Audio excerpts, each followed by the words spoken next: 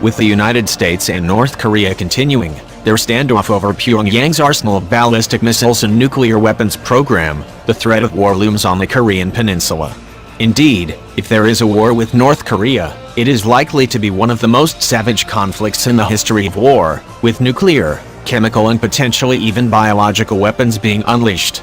As such, U.S. forces in the region have to be ready to fight in contaminated areas. To prepare for such an eventuality, U.S. Marines from Marine Fighter Attack Squadron-121, stationed at Iwakuni, Japan, trained to refuel their Lockheed Martin F-35V Joint Strike Fighters while wearing mission-oriented protective posture, MOPP, Level 4 gear.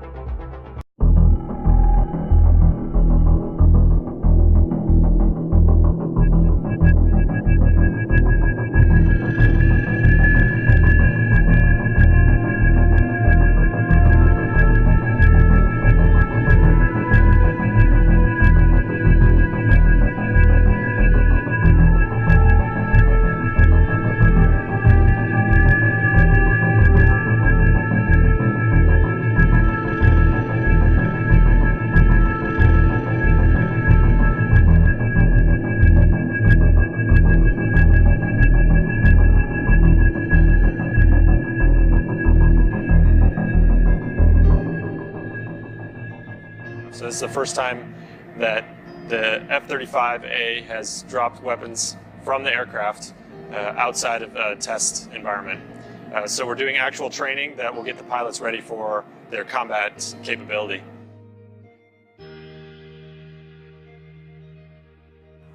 So this week over here we are working on putting up munitions up on the aircraft to get ready for initial operational combat. Just so we can prove the F-35 is going to be able to do what's been proposed of it and get where it needs to go, deploy, and get things done. So this operation going to go on is going to be all hands on deck. We've got crew chiefs making sure the jet's up and running, everything's good to go on it. You got specs making sure their systems are going to be available to utilize what they need to do. And you're getting to different shops such as LO to make sure the skin of the jet's good. You have the field shop coming out. We have Lockheed Martin on hand. We have the ops on hand to provide the pilots and ensure training's been done properly, so everything can go as advertised.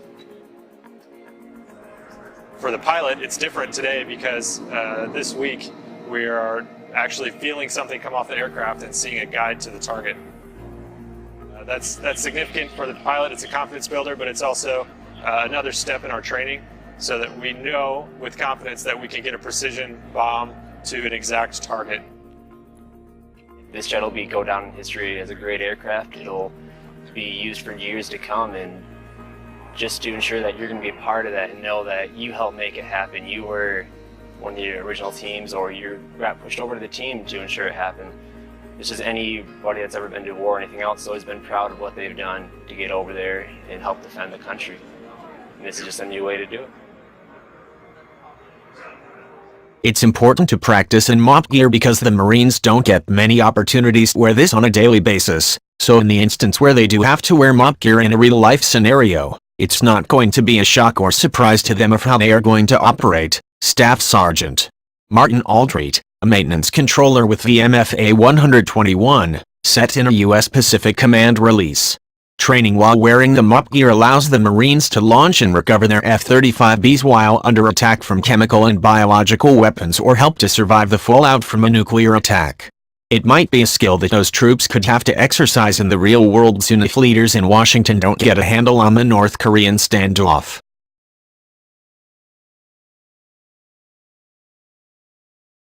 As such, operating under fire from chemical weapons or having a nuclear weapon explode at some distance from the base is not an abstract concept. Tensions are high with North Korea, and in the event of a war, Pyongyang might choose to launch its nuclear weapons. A large American airbase is a logical target for a North Korean chemical or nuclear attack. However, Defense Secretary Jim Mattis seems to believe that diplomacy can avert a potential war with North Korea. There may be opportunity for talks if they stop their shooting missiles, stop developing nukes, stop building more nukes. We can talk, Mattis said en route to Colorado Springs, Colorado.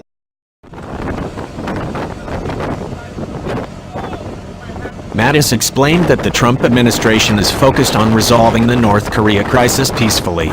We are being led right now, diplomatically, Mattis said.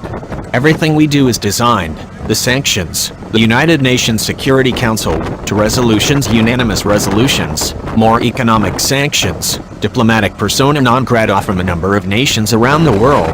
It's all designed to bring diplomatic and economic pressure on North Korea to change its course.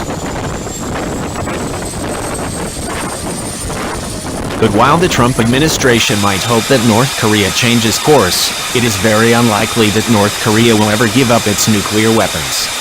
Pyongyang sees nuclear weapons as the ultimate guarantor of the Kim regime's survival.